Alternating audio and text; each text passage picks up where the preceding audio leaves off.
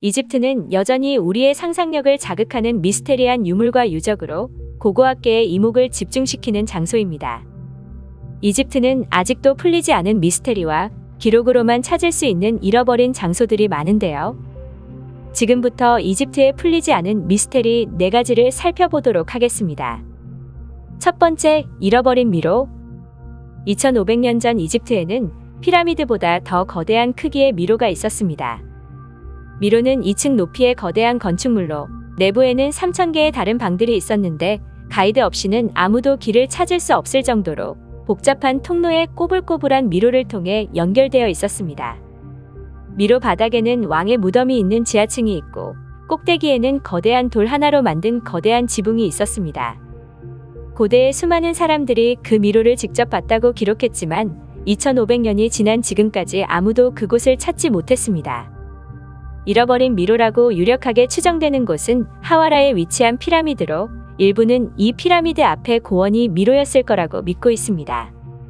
그러나 만약 이 고원이 잃어버린 미로가 맞다면 미로의 윗부분들이 시간이 지나면서 완전히 유실되었다는 얘기가 됩니다. 2008년 지질 레이더 전문가 팀은 이 고원을 조사했고 그 아래에서 고대 사람들이 묘사했던 것과 똑같은 지하 미궁을 발견했습니다. 그러나 아직까지 아무도 그 미로를 발굴하거나 안으로 들어가 본 적이 없습니다. 누군가가 이 고원의 미궁으로 들어가기 전까지는 정말로 이 고원이 우리가 찾던 그 미로인지 확실한 정체를 알 수 없을 것 같습니다. 이 고원은 우리가 찾는 잃어버린 미로가 맞을까요? 두 번째, 기자 피라미드에 숨겨진 방. 기자 피라미드는 모든 피라미드 중 가장 거대하고 오래된 피라미드로 파라오 쿠푸를 위해 4500년 전에 지어졌습니다. 이것은 약 150m 높이의 거대한 구조물이며 230만 개 이상의 돌 블록으로 지어졌습니다. 최근까지도 피라미드 안에는 3개의 방만 존재하는 것으로 알려져 있었는데요. 2017년 11월 한 연구팀이 놓친 것이 있는지 확인하기 위해 묘온 입자의 밀도를 측정하는 기법을 사용하여 피라미드를 다시 한번 조사했습니다. 아니나 다를까 왕의 방으로 가는 통로 위에서 그들은 지금까지 발견되었던 방 중 가장 큰 방만한 사이즈의 공간이 하나 더 있을지도 모른다는 증거를 발견했습니다. 이상한 점은 그 방에 접근할 수 없도록 의도적으로 통로를 만들지 않았다는 것입니다. 만약 그 공간에 물건이 있다면 그 방을 만들고 물건을 채운 뒤 봉인했을 것으로 추측됩니다. 우리는 아직 숨겨진 방의 내부를 보지 못했지만 파라오 쿠푸는 그 방이 빛을 보는 것을 원하지 않았던 것 같습니다. 과연 그 숨겨진 방에는 무엇이 들어있을까요? 세 번째, 에트루리아어 책으로 쌓여있던 미라. 1848년 한 남자가 알렉산드리아에 있는 가게 주인으로부터 고대 이집트 미라를 샀습니다. 몇 년 동안 그는 자신이 가지고 있는 미라가 얼마나 이상한지 깨닫지 못한 채 그것을 전시했습니다. 그리고 몇십 년 후 미라의 붕대를 벗겨냈는데 학자들은 그 미라한테서 매우 특이한 점을 발견했습니다. 미라는 책의 리넨 페이지에 쌓여 있었습니다. 미라를 감싸고 있던 책의 페이지는 이집트어가 아니라 다른 언어로 쓰여 있었는데 그것이 어떤 언어였는지 알아내기 위해 수년간의 조사가 필요했습니다. 오늘날에야 그것이 이탈리아의 고대 문명에서 쓰였던 언어인 에트루리아어로 쓰여졌다는 것을 알게 되었습니다. 문제는 에트루리아어는 해독되지 않은 언어로 이 미라에 둘러싸인 단어들은 우리가 발견한 에트루리아 문자들 중 가장 긴 것입니다. 우리는 아직도 미라를 감싼 책에 뭐라고 쓰여 있는지 밝혀내지 못했으며 날짜나 신의 이름으로 보이는 단어 몇 마디만 알아냈을 뿐 그 너머로는 어떤 의미인지 왜 누가 시체를 책으로 감쌌는지 추측할 수밖에 없습니다. 무엇보다도 우리는 이집트에서 왜 이집트 책이 아닌 에트루리아 책이 미라에 쌓여 있었는지 전혀 알지 못합니다. 미라가 에트루리아인이었던 걸까요? 그렇다면 그는 이집트에서 뭘 하고 있었을까요? 그리고 그가 세상에 보내는 마지막 메시지는 무슨 내용이었을까요? 네 번째, 잃어버린 왕국 푼트.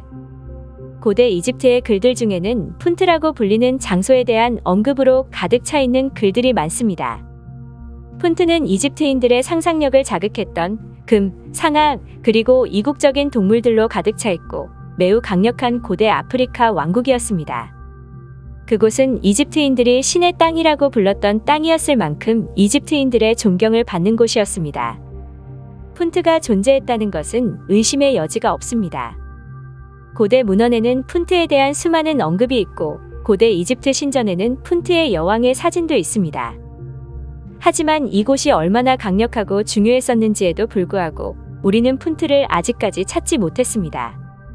푼트의 흔적은 이집트인들이 보관하던 유물뿐입니다.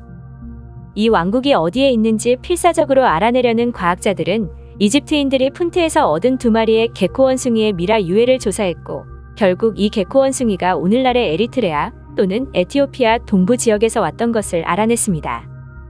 이 지역은 푼트를 찾기 위한 여행의 출발점이긴 하지만 고고학적인 탐색을 하기에는 매우 방대하고 넓은 지역입니다. 우리는 언제쯤 푼트를 찾을 수 있을까요? 5번째, 새 미라 미스테리. 이집트인들은 미라를 제물로 주는 것을 좋아했습니다. 일반 시민들은 보통 지역 상인에게 가서 작은 동물이나 새를 샀습니다. 그리고 이집트 학자들이 지금까지 수백만 마리의 보존된 새 미라를 발견했을 정도로 새의 인기는 대단했습니다. 몇몇은 심지어 그들만의 작은 관을 가지고 있었습니다. 그러나 새 미라는 공급에 대한 의문을 불러일으켰습니다. 가장 흔하게 사용되는 종은 아프리카의 따오기인데 이집트인들은 그것들을 어디에서 얻었을까요? 사람들은 일반적으로 이집트에 따오기 농장이 있었다는 생각을 했습니다. 2019년 유전학자들은 40개의 따오기 미라로부터 샘플을 추출했고 매우 뜻밖의 결론에 도달했습니다. 다른 종의 길들여진 새들은 비슷한 DNA를 보여줬지만 석화된 따오기들은 야생에서 태어났다는 것을 암시하는 다양한 형태의 DNA를 보여주었습니다. 즉, 이집트인들은 따오기를 제물로 바치기 위해 야생에서 사냥했습니다. 문제는 수백만 마리의 따오기를 야생에서 잡는 것만으로는 수요를 맞추는데 불가능에 가까웠을 거라는 것입니다. 어떻게 따오기를 사육하지 않고 안정적으로 공급받을 수 있었는지 아직도 미스테리로 남아있습니다.